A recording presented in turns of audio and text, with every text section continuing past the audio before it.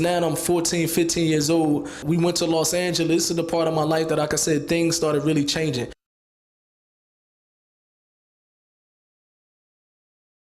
And like I said, I had no mother and father, I had no curfew, I had nobody to pull my coat, and I'm in Los Angeles and it's around millionaires. I'm from the block one day, nothing but millionaires and cars and millionaires and mansions and things like that, and drugs and alcohol, all type of things that you can imagine. It was just like freedom, you know what I mean?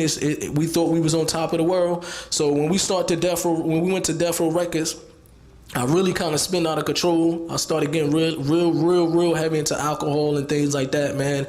Every night partying, we started getting to that level. And you know, we started doing more music. I did more music with Tupac. He came out with an album called All Eyes on Me, and from that album, I performed some songs on it where he sold 10 million records. That was good for him in his dunya. I'm not saying it to brag. I'm just breaking it down because the brother told me to break it down from A to Z. So when he came out with that record label, with that record, it was a successful record for him at that time. And eventually, like they say, man, everything that's good got to come to an end eventually. You know what I mean? So Tupac got released from jail in 95, and then 1996, he was in Vegas one day, and that's when he got assassinated. He got murdered. Being that the people that we is affiliated with, some of the people that we is around, they was affiliated with certain gangs. You know what I mean? We was affiliated with people from this gang and the people from another side of the gang. They murdered Tupac. They assassinated Tupac in Las Vegas.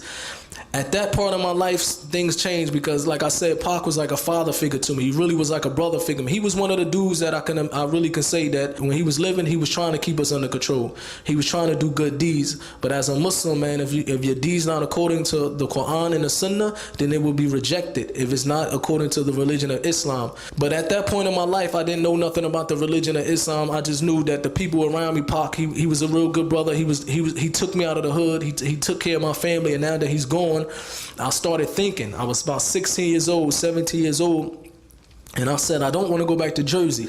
So now it's time for me to be a man all the way out here in California on my own and try to make it.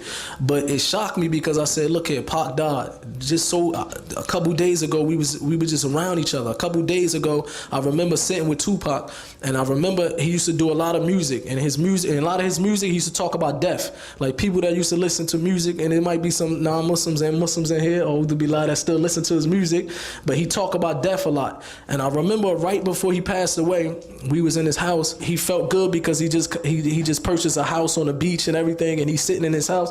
He said, now that I have all this, I don't want to die. He said, I know all the time I had this thing in me where I wanted to die. All my music, I talk about death. He said, to be honest, now I don't want to die.